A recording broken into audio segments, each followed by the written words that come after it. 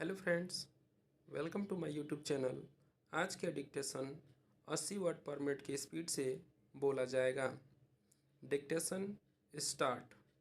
उपाध्यक्ष महोदय, वित्त मंत्री को देश की आर्थिक स्थिति और निर्धनता के संबंध में जितनी जानकारी प्राप्त होती है उतनी किसी अन्य मंत्री को संभव नहीं होती।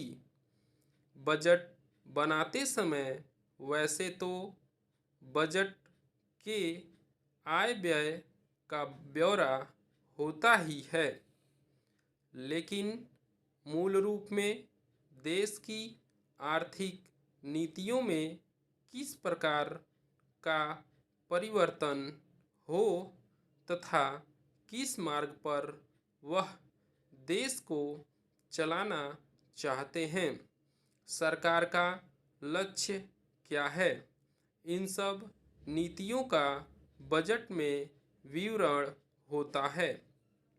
हमारे वित्त मंत्री चाहे जिस पद पर भी रहे हों, चाहे वे मुख्यमंत्री रहे हों या केंद्रीय सरकार में रहे हों, उन्होंने शानदार काम किया।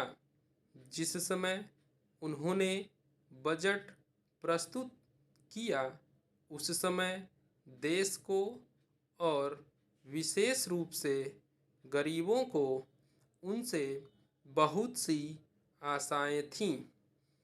देश में लगभग 6 लाख गांव हैं।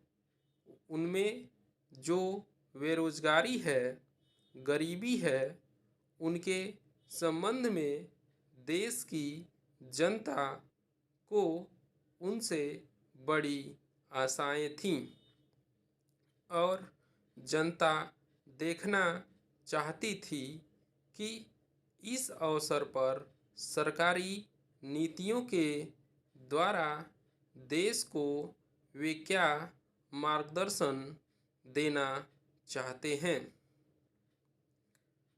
इस दृष्टि से 3 महत्वपूर्ण बातें इस समय देश के सामने थीं।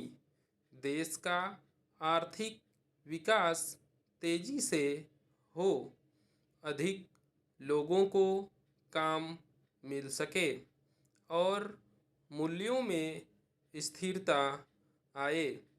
जहाँ तक इन 3 उद्देश्यों का संबंध है, हमने देखा कि उस ओर कुछ प्रयत्न हुए हैं।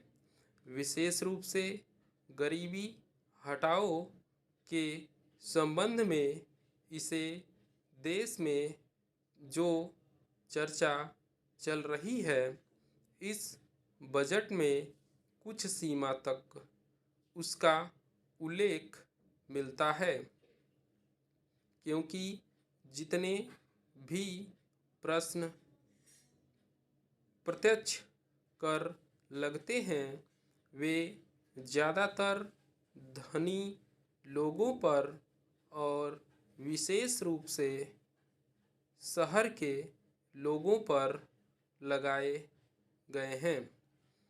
इस तरह से जो एक प्रकार की आर्थिक असमानता हमारे देश में चल रही है, उसको दूर करने का प्रयत्न अवश्य किया गया है।